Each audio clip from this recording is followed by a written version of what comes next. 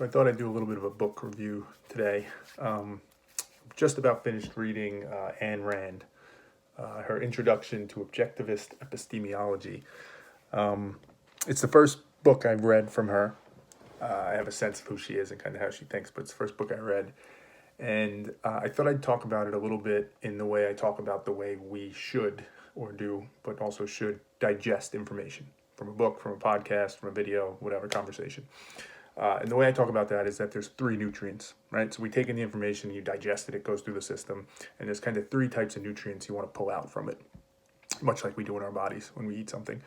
The first nutrient is the content itself, right? The actual material. If it were a history book about the Civil War, it's what am I learning about the Civil War? The second nutrient is what we learn about the person who's communicating the information, in this case, Ayn Rand. And the third nutrient is what do we learn about ourselves and how we're receiving it and our reactions to it. So what I actually find most interesting in this one is the second nutrient, but they're all relevant. So I'll touch on the others too. But first nutrient-wise, I think a really interesting book. It's not necessarily my style in that, and I guess this is the nature of what she was trying to write, to really introduce a whole concept and almost a science around this of what objectivism is, or what her philosophy is. It was very detailed. Some might even say painstakingly detailed, of going through how the human mind functions and what cognition is, and how from the time we're born to when we're adults, how we start to form concepts and definitions and abstractions and all these different things that kind of formulate the structure of how we think. So very structured, very detailed, but interesting, right? Interesting content, interesting views on how all that works together and what it means for how we think. Second nutrient, let me go to that because I think that's the most interesting piece. I heard a quote recently from Adam Grant, not even a quote, just something, this view of, what he said was, if somebody totally disagrees with all of my views and values, but their thought process there's a strong thought process, the quality of their thought process is really high, I love it. I want to listen to it all day. If I have a question or I'm suspect about their thought process, then it doesn't matter what they say. It's less interesting to me to some extent. The reason I say that with regards to the second nutrient is, if I had to sum up this book, in many ways, it is angry, it is defensive, and it's an attack on many other types of philosophies, all the way back to Socrates and Plato, but also Kant and some others. With this view, again, if I had to summarize it, the crux of it, what I think she is so angry about is that there is a view, right, that many philosophers have about truth and what truth really means. Does it actually exist? And I'm putting a little bit of my own slant on it, but I think the argument to be made that she's very much against is that knowledge, truth, facts, all this information is a function of human minds, right? For us to have knowledge, for us to understand a truth or a fact, it's because we've perceived it. We've observed it, we've processed it, we've thought through it, and now we've come to some conclusion, right?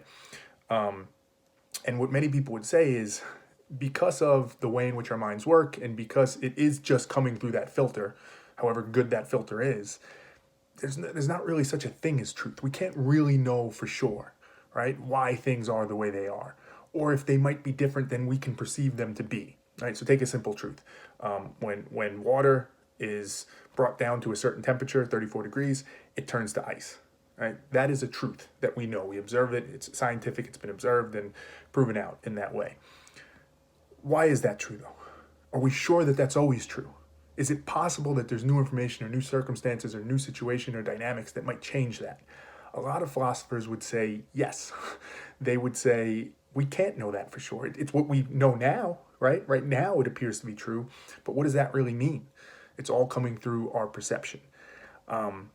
And ultimately, anything we think are facts or truths really aren't.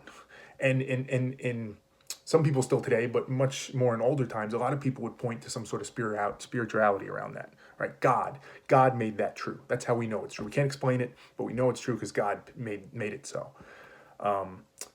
Some people today don't think God did it anymore, but they just say, we don't know why it's true, therefore we can't actually say it is true.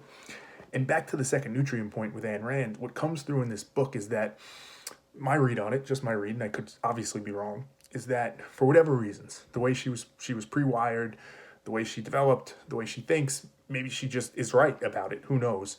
But her identity is very tied to the idea of there are such things as real truth, right? There is logic, there's an objective truth, and if you follow the right structure, and that's what her book is all about, this is the structure to follow. Very regimented, very rigid, very structured. If you follow this, you get truths. And she, for whatever reason, has to believe that that is true, that that exists in the world. And if anybody says differently, whether it be Plato or Kant or nihilists or whoever it is, she is mad about it. It fucks up her whole world, and she's not okay with it. So she wrote this book, and I'm sure many other books, to make that point. And she says it very explicitly, even in the book, that she is letting this be known that they are wrong, and she's proving it out in this way. Now, again, second nutrient, it doesn't matter if she's right or wrong. It's about what it tells me about her. And to Adam Grant's point, it calls into question her thought process. If you were approaching a situation without genuine curiosity and humility, right? If you have already predetermined that you are right, no matter what the reason, even if you've done all the work and she's done all the work, even if you're super smart and she appears to be super smart, it doesn't matter. You are not coming with a Richard Feynman type mentality of curiosity and humility and really looking for the truth, even if it doesn't align with what you want, right? That calls it into question for me. Now, this gets to the third nutrient for me, which is, what does it say about me? What do I take away from this? Well, for one, it's obvious that that's what I look for in these books. The reason I love reading so much, particularly nonfiction and books like this, is I want to understand people better. I want to understand their mental math and their calculations and what's going on in them. How do they function? And this is a window into that for me. And I just find that really, really interesting. But also, to Adam Grant's point, this book is less interesting than it would have been for me because of that, because she's so angry. Had she come to this topic and said, I just want to learn, I want to see, right? Let me talk to another philosopher who sees it differently than me, and let's have an honest conversation about this. Let the walls come down and really just bat this thing around and see where we end up. The output would have been that much more valuable to me. Now, I still find a ton of value in it. I think it's super interesting. I think it's super thought-provoking, and her topics are very interesting, but it's just not as much as it would have been. The other piece I'll say is, I'm not patting myself on the back because I'm by no means perfect at this, but when you write a book like this, it runs the risk that other people get it, right, read it, and because of the way it's written, because of the passion and the emotion and how it was laid out and all that, people assume that it's true, that it must be true. They can be influenced by that. And I don't think that's what you want. You want people to come to a conclusion because they believe it is true, not because you're so angry and emotionally charged about it. So that's just my bias, right? That's my third nutrient of it, that I'm a little standoffish from that.